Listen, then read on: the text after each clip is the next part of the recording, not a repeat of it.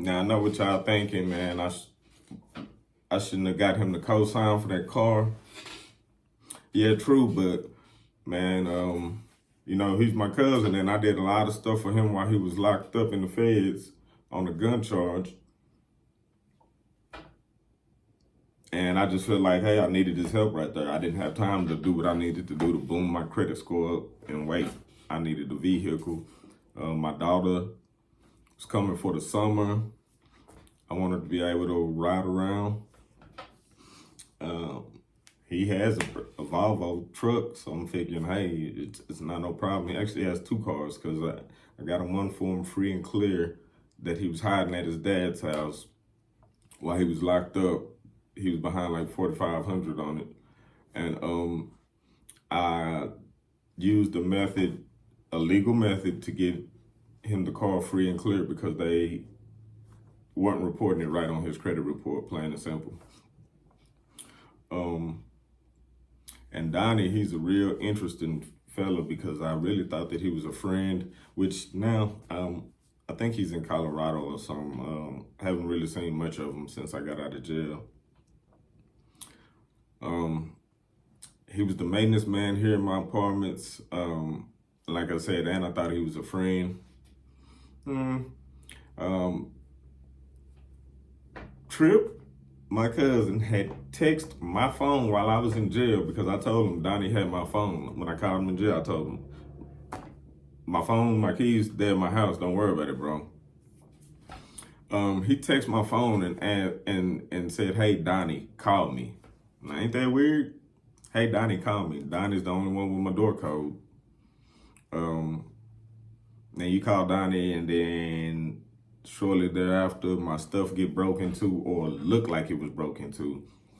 Because you'll see if you click the link in the description, you'll see from those files of the evidence that that door was not kicked in. It was not pried open or nothing. Nobody got in here by force of entry.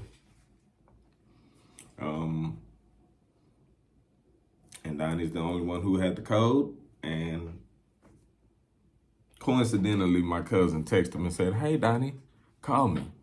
I asked Donnie when he called Trip, what did they talk about, what was discussed, and he said, I didn't call him. Okay. And then I also find it funny about Mr. Donnie that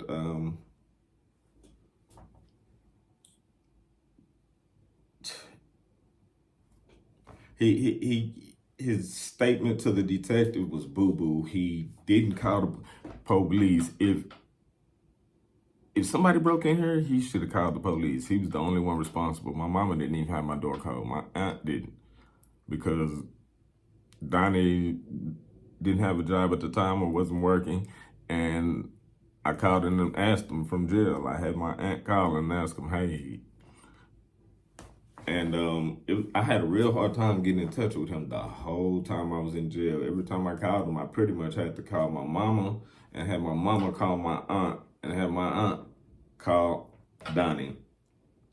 And then he would pick up the phone after I did it through that steps and then hung up and called him. Every time I talked to him, it was like he couldn't give me a definite answer.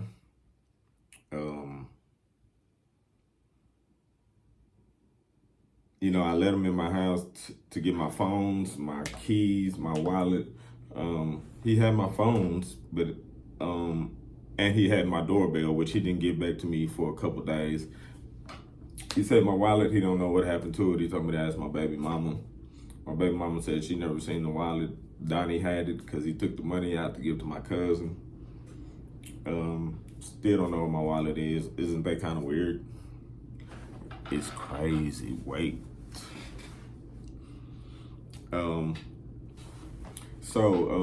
I'm out of jail, right? I already went and checked on my laptop. My cousin Trip, I already told on Lil J, said all that crazy stuff he said in front of the police.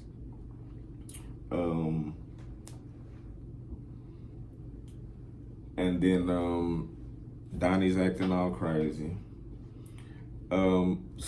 just like slowly, man, the story just starts to unfold, man. Man, I finally get my keys to my car on September 16th, 17th, something like that. $400. Me and my mom came up with it, mostly my mom, regardless of the fact.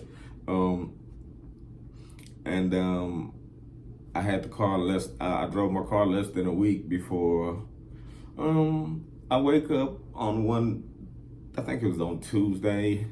I'll go downstairs, walk Jaja, and my car was not there. I knock on the guy's door downstairs.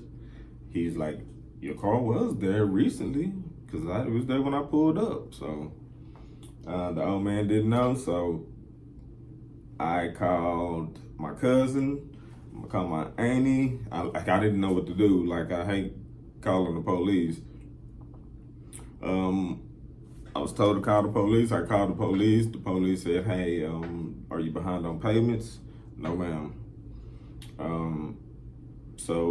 Anyway, my baby mama comes, and we go look for the vehicle. Well,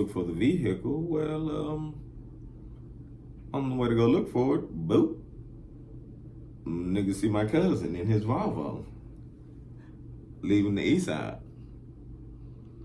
My baby mom turns around. I'm like, so we go, anyway, make a long story short, we go to the east side.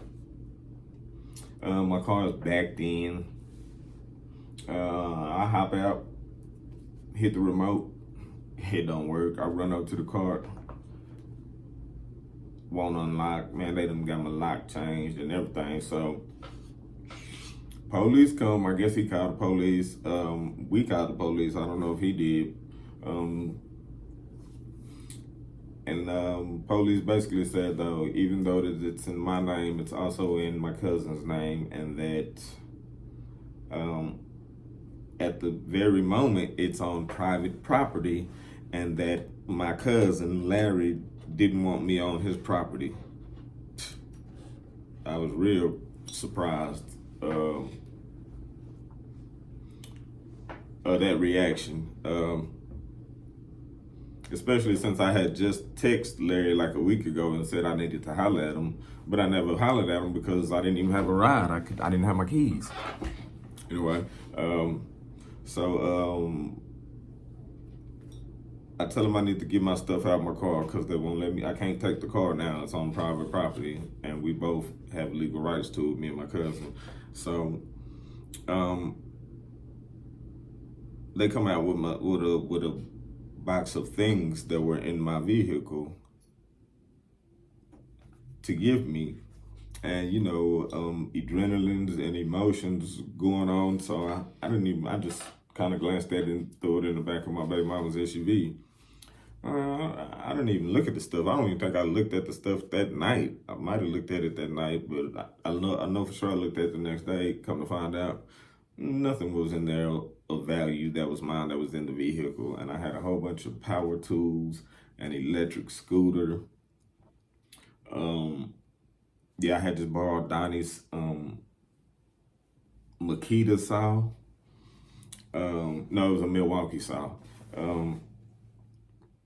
They gave me a box full of like car towels that I had in there to like clean the car, and like some clothes. Of course, they're not gonna keep the clothes because they can't fit none of my stuff. I'm smaller in stature than any of them. Man, kept the saw, kept my little scooter. That was after they took the car. The scooter was the only transportation I had. Took my little scooter. Man, I done had this scooter since the pandemic. That's crazy. And basically, when I cracked him about taking the vehicle, he messaged me back and said, as long as you think that I broke in your apartment and took your stuff, I'm keeping that vehicle. Matter of fact, he said, now you can just talk to my dad about it. Psst, man, I'm not talking to that nigga about nothing. He ain't on no contract about nothing. In fact, man, It's just crazy, bro. So he hit up Santander, who we had the loan through, and told him that fraud was committed because his name, he wants to get his name took up off the loan because fraud was committed and that my credit wasn't good enough. I can see the screenshot will be in the link that's in the description, man. You'll see. And let y'all see everything. I'm not gonna even edit nothing. Yeah, man, it's real crazy. I didn't expect his dad to act like that. I didn't even expect him to act like that. Of course, I didn't expect him to steal my stuff either, or even be wanting that damn car. It's a 2017 Mazda 6. This nigga got like a 2020 Volvo and like a 2014 Ford Fusion. Why do you want that car, bro? And I'm the one who helped you get that car. Well, I didn't help you get the car. I helped you with your credit.